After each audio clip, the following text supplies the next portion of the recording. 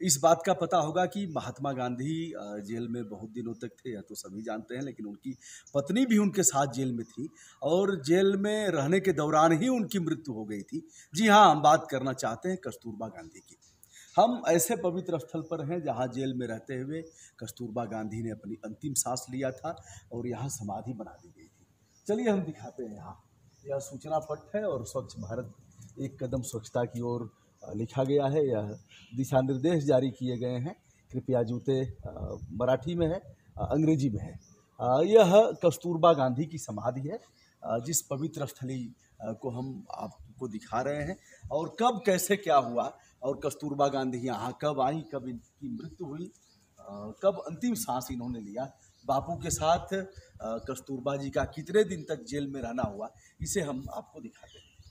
आप सबसे पहले मैं दिखा रहा हूँ, हे राम, श्रीमती कस्तूरबा गांधी यहाँ कैदी की हालत में चल बसी और सरकार ने उनका, अब यहाँ हिंदी मराठी थोड़ा मिला जुला है, दाह संस्कार करवाया। नामदार सुल्तान मोहम्मद शाह आगार खां साहब ने उनकी यादगार में यह समाधि बनाई है। 22 फरवरी 1944 को। बताते चलें, अगस्त क्रांति हुई थी। इधर भी एक समाधि है, इसे भी हम दिखा देते हैं। हम राजेश जी के साथ हैं। राजेश तिवारी जी हमारे छोटे भाई हैं, हमारे संबंधों में हैं। और मैं इस समय पुणे में हूँ। पुणे में आगा खान महल, इस महल को 1800, ये देखिए मैं दिखा रहा हूँ, महादेव हरि भाई देसाई कैदी की हालत में चल बसे। सरकार ने उनका इसी जगह पर दाह संस्कार करवाया था और यह शाह आगा खां साहब ने उनकी यादगार में यह समाधि बनवाई। 15 अगस्त 1942 को जन्म, 15 अगस्त 1942 को इनकी मृत्यु हुई। क्या लीला। चलिए, तुलसी को आप देख रहे हैं और 1892 में आगा खां ने इस महल को बनवाया था। 48वें इमाम थे, इस्लामिक इमाम के रूप में उनकी गणना है। यह दोनों समाधि यहाँ बनी हुई है। लोग यहाँ आकर के मत्था टेकते हैं।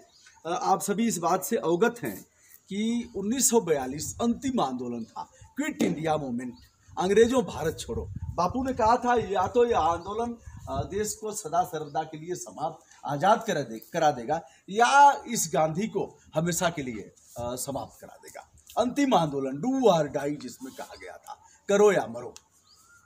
बापू ने ग्वालियर टैंक मैदान मुंबई से 8 अगस्त 1942 को यह कहा था कि अब अंतिम आंदोलन यह बापू का है और इसमें देशवासियों का आह्वान किया था। विभिन्न आंदोलनों को चलाते हुए अंतिम आंदोलन हुआ। आंदोलन के बाद अंग्रेजों ने बापू को गिरफ्तार किया, कस्तूरबा गांधी भी गिरफ्तार की गई।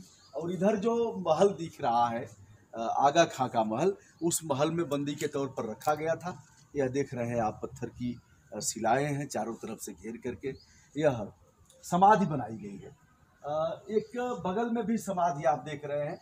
जब बापू की हत्या कर दिया हत्यारे ने, उसके बाद यह उनकी कुछ राख, कुछ अवशेष, कुछ अस्थियां यहाँ लेकर के बगल में कस्तूरबा जी के बगल में उनकी भी समाधि बना दी गई। यहाँ आप देख रहे हैं तुलसी है और गेंद का फूल भी है।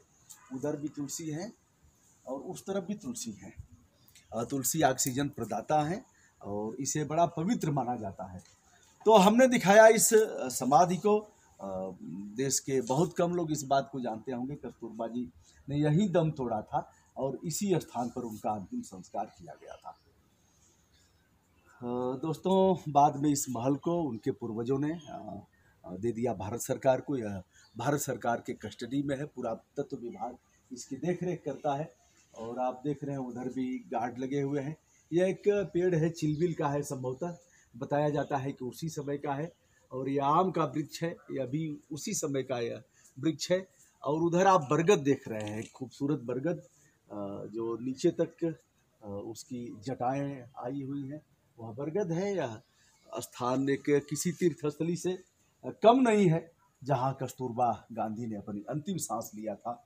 और यह एक दर्शनीय स्थल है जहां लोग आकर के मत्था टेकते हैं। मैं भी विनम्र भाव से यहाँ राष्ट्र नायक की अर्धांगिनी जो थी, देखिए कोई भी पति हो, चाहे जैसा भी हो, जिस क्षेत्र में भी हो, उसके बढ़ने में, उच्चतम सोपान पर पहुंचने में और कीर्ति पताका जो उसका देश विदेश में फहरा है, उसके मूल में उसकी पत्नी का बड़ा योगदान है।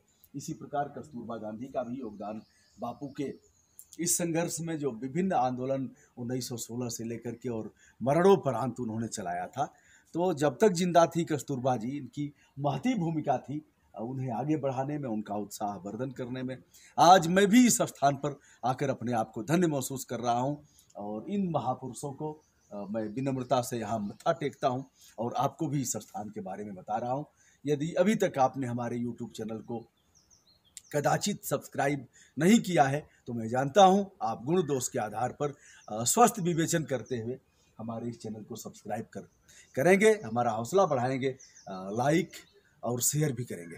धन्यवाद। आज हम हैं राजेश तिवारी गुड्डू के साथ, जो पुणे में ही रहते हैं, मूल रूप से अपने यहाँ के ही, हमारे दादी के भाईके के हैं और इनके साथ आज इस पवित्र स्थान पर आया हूँ। धन्यवाद, नमस्कार।